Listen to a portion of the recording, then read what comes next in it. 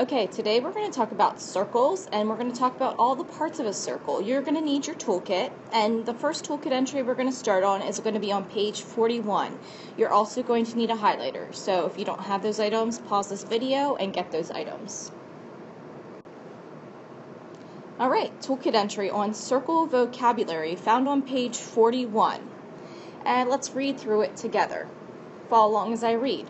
The radius of a circle is the line segment from its center to any point on the circle.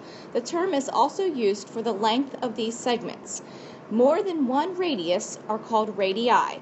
So for example, we have the radius drawn here, and it starts in the center of the circle, and it goes from the center to any point on the outside of the circle.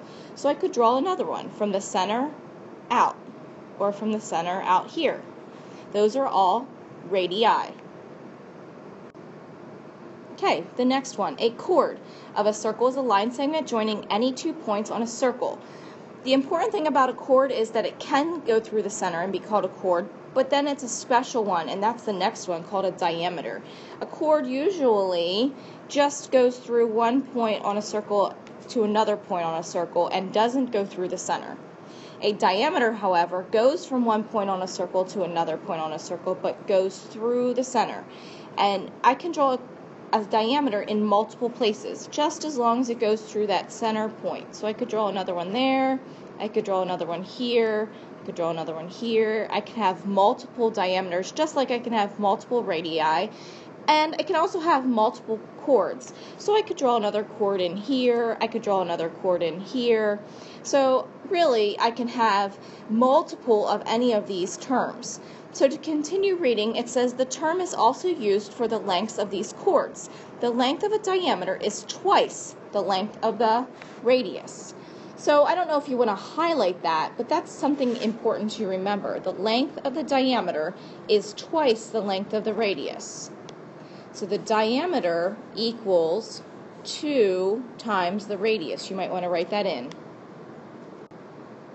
Alright, and the last paragraph. The circumference of a circle is its perimeter, or the distance around the circle. So the distance around a circle is called its circumference, similar to perimeter when we're talking about squares or rectangles.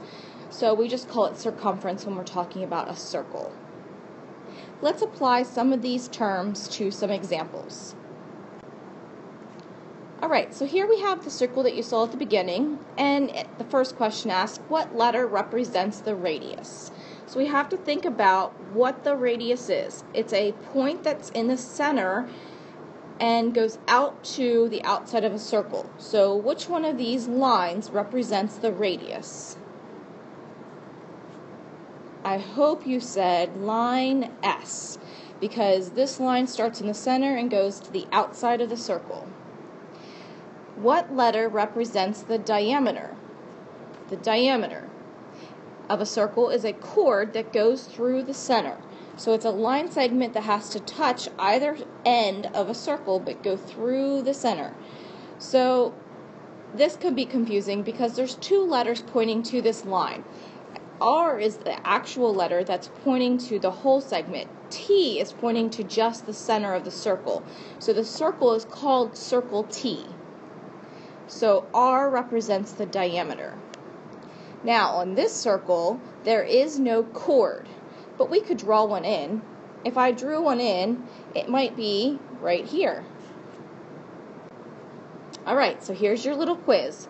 You have 4 questions on this slide and 1 on the next. So here's your 5-question quiz.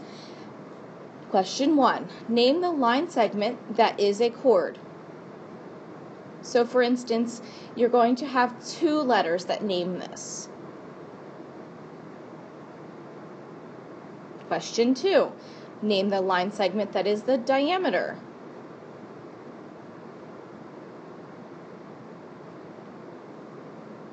You will have 2 letters that name each of these line segments. Question 3.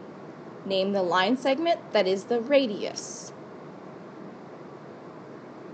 If I'm reading these too fast, go ahead and pause the video.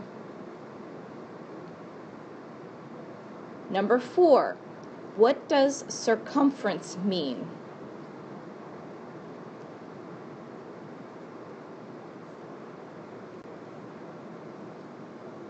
All right, here's the last one.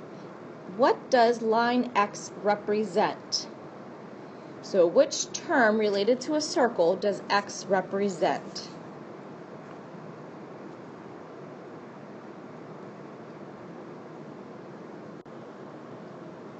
All right, that's the end to Intro to Circles. Hope your 5-question quiz went well. If you didn't get the answers, you need to go back and look at the definitions in your toolkit, and you need to revisit those questions.